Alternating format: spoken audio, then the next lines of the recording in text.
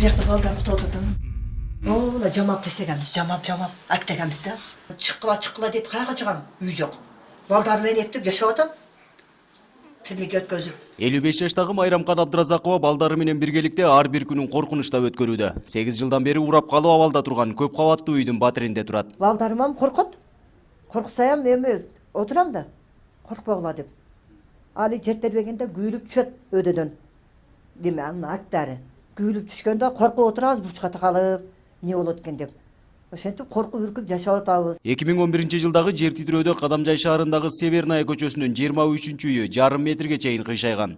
Андан жаракалар пайда болсо да 16 үй бүлө түтүн булатып жашап келишет. Биздин ошо күнүбүз агарып аткан таңыбыз менен кызарып аткан күнүбүз негизи эле ушундай тобокелге салып жашап атабыз, потому что мына биздин Кадамжай шаарындагы аварийный деп эсептелген домдордо жашообуз өтүп жатат. Орусча айтканда уклон болуп калган да.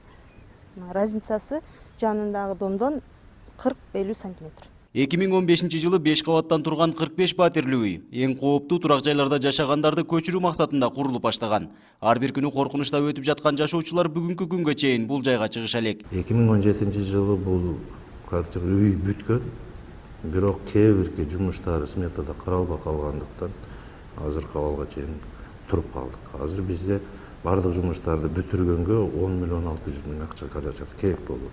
Ушу 45 квартираны бүтүрүп туруп эле чыгарабыз деген оюбуз бар эле да.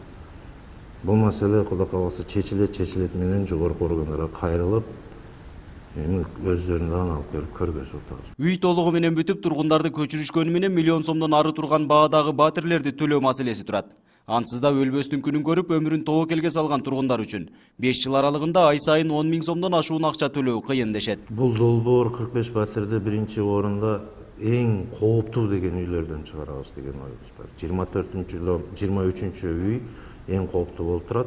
Андан кийингиси мында Больничная көчөсүндө 2 үйүбүз бар. Алда 8ден 16 квартира бар. Ошолорду чыгарганда 45 үй бүлө чыгат. Бир комната болгон болсо 1 миллион 200 миң деп атышып атат. Ошо 1 миллионду бир айга эсептей турган болсок 12 миңден туура келет.